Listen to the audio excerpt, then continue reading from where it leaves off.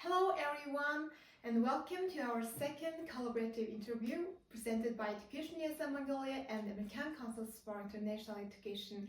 We are excited to bring this interview to you through our Education USA Mongolia's Facebook page, and please follow our social media pages too. And allow me to introduce our today's distinguished guest, Mr. Vincent Flores.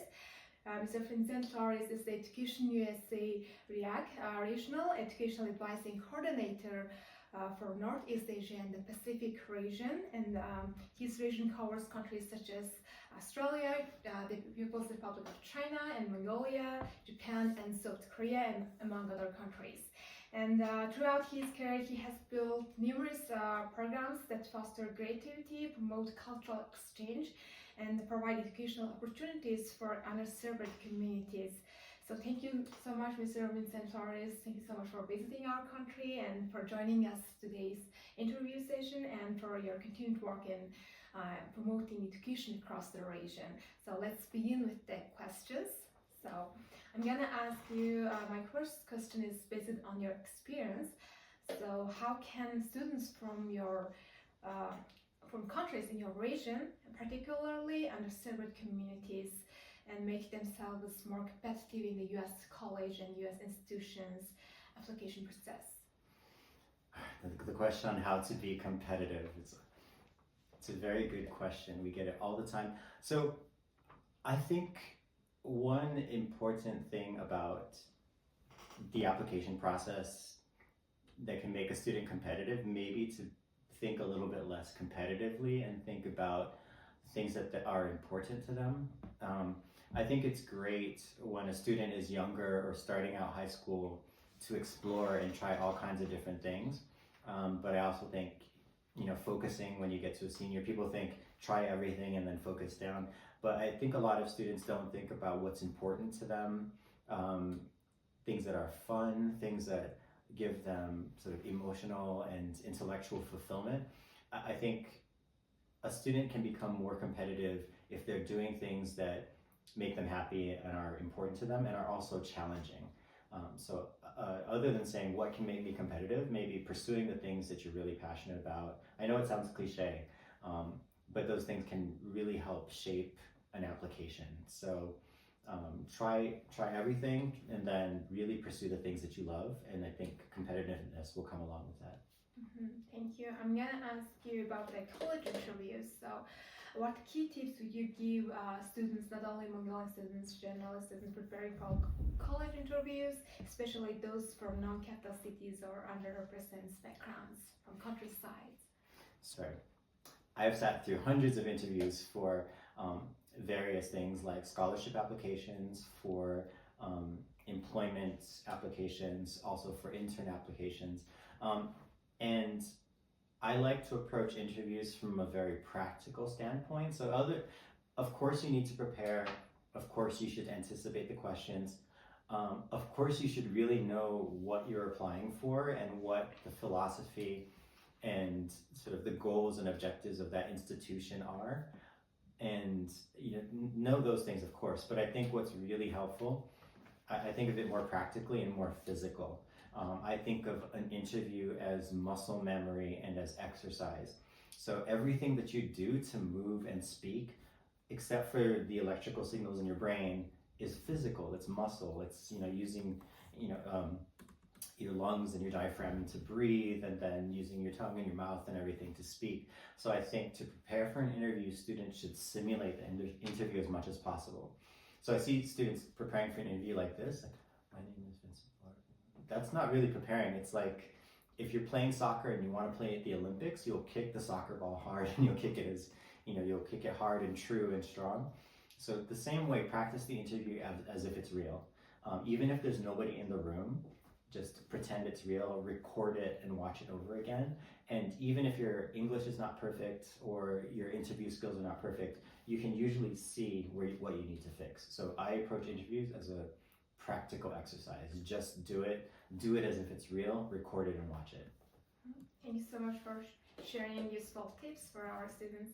So next question is related to personal statements. So what advice would you give students who are working on their personal statements? In your opinion, what is the most important aspect they should emphasize? Yeah, that's such a hard question. We just had a session at the American Corner, but one thing I like to do is when I was an advisor and in activities we've done with students, we sit down, we look at the essay topics. For example, the Common App 6 questions or the list of essay questions you might have from a university. If you're choosing a topic, take some time and see which ones speak to you, which topics do I have a good story for. But then also look at the ones that maybe you don't have a good story or they look difficult. Spend a few minutes with those, and if you find yourself spending too much energy and working really hard to write something good, I would say probably cut that essay topic. And then another thing I like to do is have students write down everything that they've done. It could be activities, and then things that are important to them. It could be values, it could be church, it could be a sport, it could be an experience. Write those things down in as long a list as possible and start to cut. And then as you cut, think about, if I cut this, is it still me? Is it still important? And then I think you'll narrow that down to a few things and you'll say, like, I can't cut this. Mm-hmm. So for me, it could be like drama and theater, and for me, taekwondo, and for me, a few other things. I can't cut them. And I think that's a good place to start. So maybe your story won't be about those things, but it really does help you think about what's important to you. Mm-hmm. Thank you so much for sharing about that. And also recently students take a gap year. So how do you feel about students taking a gap year? So please share with us some productive ways students can spend their gap year to benefit their academic and personal growth. Could you please share with us? Yeah, gap years are pretty common these days. So what we hear from U.S. higher ed institutions about gap years is that what you do in the gap year is important. And then if you look at the applications, they'll say, what did you do during your gap year? So you should have a good answer. So I think crafting what that answer is going to be is good ahead of time. So a few things I would recommend are, number one, seeing the world and having the adventures that you want to have is very important. So have the fun, relax and enjoy yourself. Of course, you should do that anyway. But I would pursue professional development opportunities if possible. These could be internships, they could be short-term working experience, but I think it's good to develop yourself, because as a student, often you don't have the chance to work, and a working environment is really different from a classroom environment. And lastly, I recommend to students taking a gap year to stay fresh on the subjects, especially if they're not very strong in them. Because I have seen students do a gap year and then go back to their freshman year at a very competitive college and have to do math, and they haven't done math in a whole year, and then they have to remember all of those things. So I do recommend kind of staying fresh, and possibly even taking, if it works within the regulations of what they're doing and their admissions, take a course, get a credited course if it's possible. If not, then just continue to stay fresh in mathematics or all of the things that are kind of difficult. Mm-hmm. Thank you so much. And also I'd like to say that in education system we implement competitive college club, and we in this club we have a mentorship program. So next question is related to mentorship. So could you please share with us a mentor or teacher who had a significant impact on your life, and what qualities made them stand out? Ooh, there are a few. I guess I'll start with family. I'll mention two or three. Start with my sister. So my sister's a professor and based in the UK. And so my sister gave me lots of advice. My sister is the reason that I applied for the Fulbright program. She's really the reason that I'm here today in a lot of ways. But one thing she said to me was, when I was saying, like, should I travel, should I do this, or should I wait? She said, just go, just see the world. And she said, the money will come later, things are going to work themselves out, but your opportunities to see the world are not going to be more when you get older generally. So, when you're young and you're worried about money and about all these different things, if you have the opportunity to study abroad, to get your degree abroad, to do short term, or to, even just to travel, take those opportunities.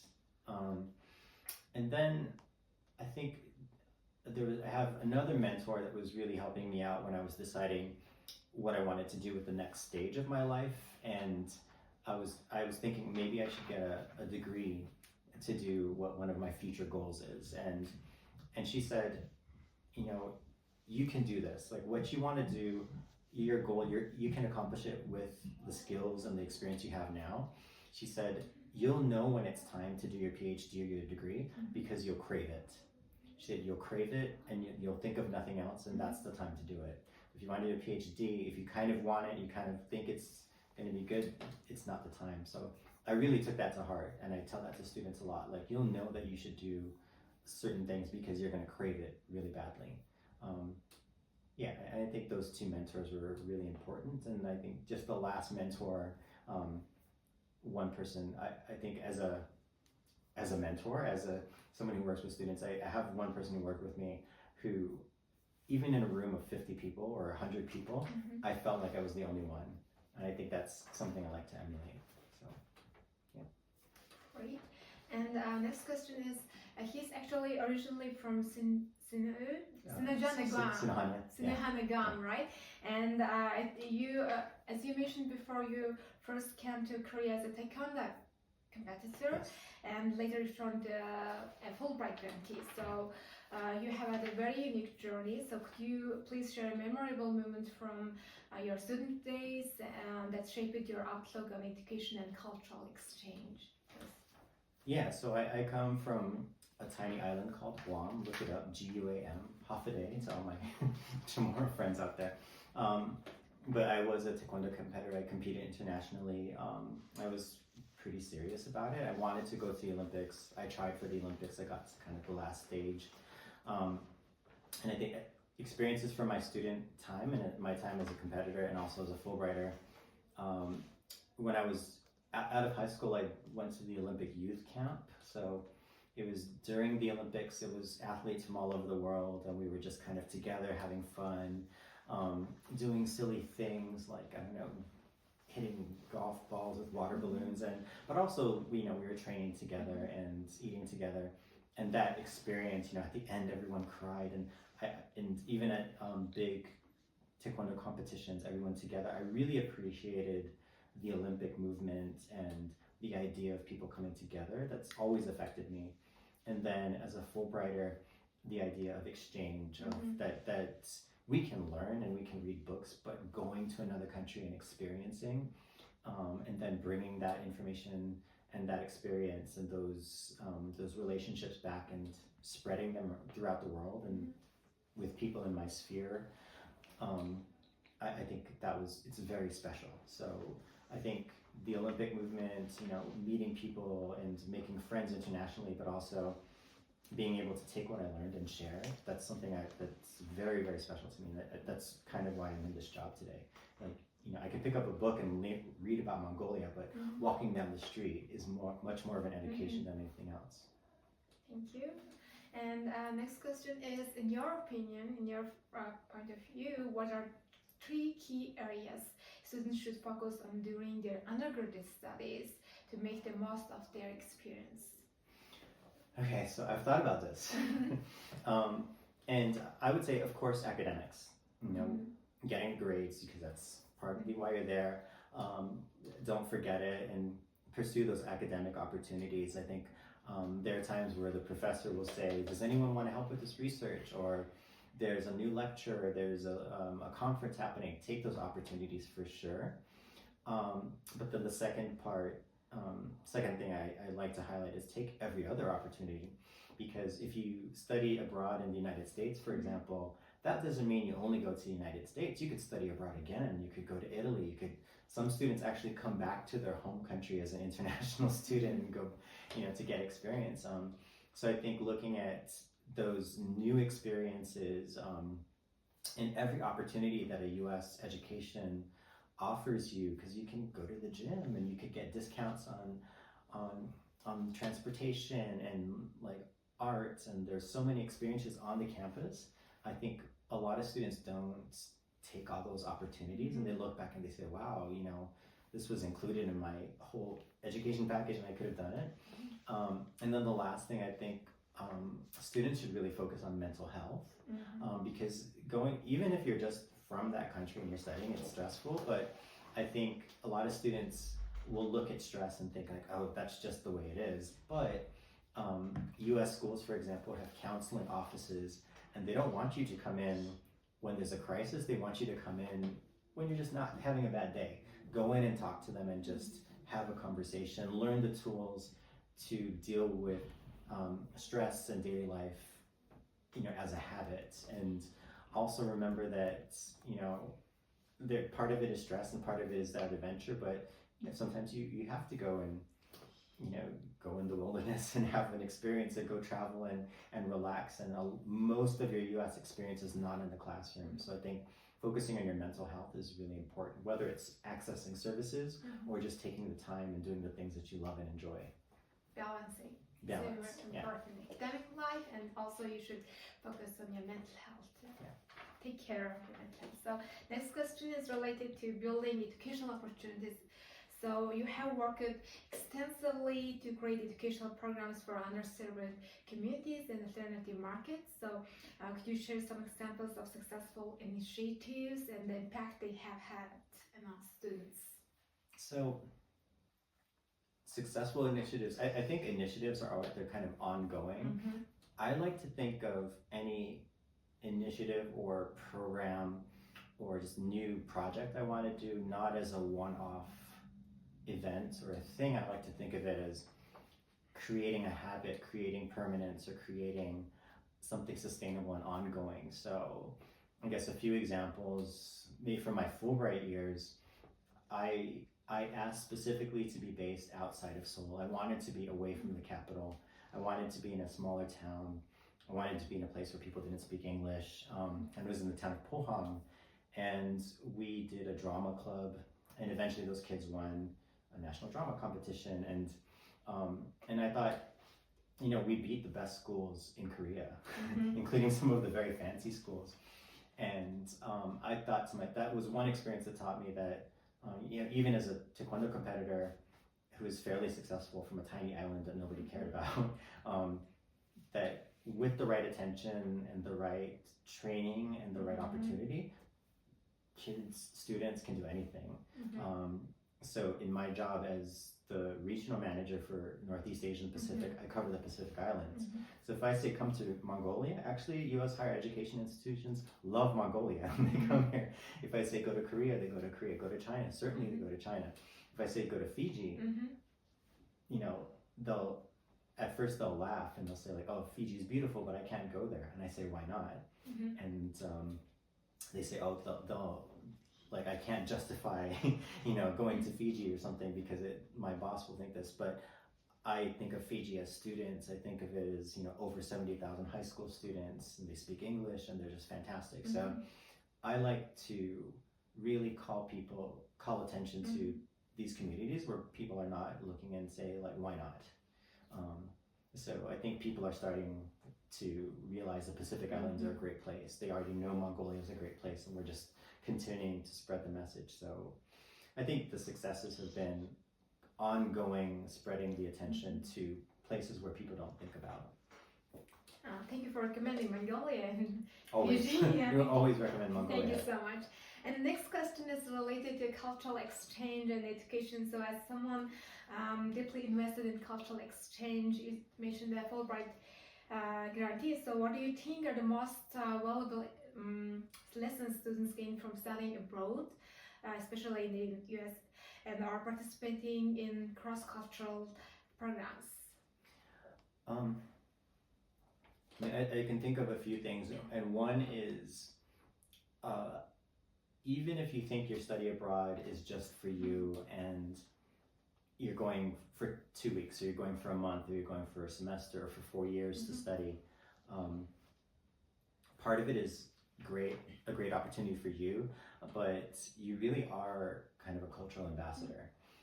So when I was a Fulbrighter in Pohang, and some, if I was having a bad day, I was tired and the taxi driver wanted to ask about my life story and that person was smiling, I realized that I had the opportunity to show a friendly face of an American and tell that person I'm an American, but I'm from Guam. And, people from America can have this skin color and be from a tiny island. So instead of saying like, oh, I'm really tired and I can't talk right now, I tell them my life story, and I've had so many fun conversations. So I think understanding that part of your experience of studying abroad is about you, but realizing that you can influence what people think of your country and share your culture. Like, I've brought a lot of people to Guam from Korea and from different countries, and I'm so proud to welcome them. So proud to welcome Americans to Korea, where I live. You really do have that power, and I think another lesson is that the experiences that you have in another country when you're studying abroad or doing cultural exchange, even when they're negative, eventually will probably be a funny story that you tell later. So I mean, there's a long story, and if you speak Korean, it probably makes more sense. But there was a time where I thought my homestay family was asking me if I ate babies, because there was a thing that there's a Korean dish from that town, and the way it sounds when I translated it in my head was like Guam baby, and they said, "Do you eat Guam babies?" If you understand Korean, it makes more sense. But I just remember that everyone laughed, and I was very embarrassed, but I never had to study that word again. Like, I never had to look up what was that word. That funny kind of embarrassing experience was a funny story that I can tell people, and I can tell people mistakes speaking language will help you, and making these mistakes and having these adventures are learning experiences, and they're just funny stories later. So all of these sort of negative experiences are always mostly going to be funny stories later, and certainly really good learning experiences. So I think and nothing can compare to doing it. Yeah. Thank you for sharing your story. It's so memorable for you. And so next, the last question actually, it's about what advice would you give to individuals who are passionate about working in the education sector and creating opportunities for students? It's like advice for me and other advisors. Because you're a REAC, right? Regional Educational Advising Coordinator. So. My advice for people that want to work in international education and the education sector, I think number one, go where people aren't going and look where people aren't looking. So it's fine to go where the big markets are. It's fine to go where a lot of students are coming from. It's fine to go to the school that's very popular, but go outside of the capital, go to where nobody's getting an attention, because I can guarantee you that there are fantastic students everywhere. Everywhere I go, no matter how small the town, even if I'm doing a session on an island in a school with no air conditioning and the power goes out and we have to go without the PowerPoint, there are always brilliant students there. And I think it makes me a little sad that people don't get recognized, but it also gets me very excited when we can show those opportunities. So I think number one, look where you're not looking and give opportunities. Try to find and make opportunities for students that maybe don't exist, for opportunities that don't exist for those students. And other than that, learn from your colleagues, because every time I'm here talking to you and I've learned so much that I'm going to bring to other advisors, and I'm giving you lessons from other advisors. Whenever we meet US schools, we learn just new things every single day. So I think really keeping up to date and reading the news and talking to people and understanding that our international education community is really nice. It's a really fun field to work in.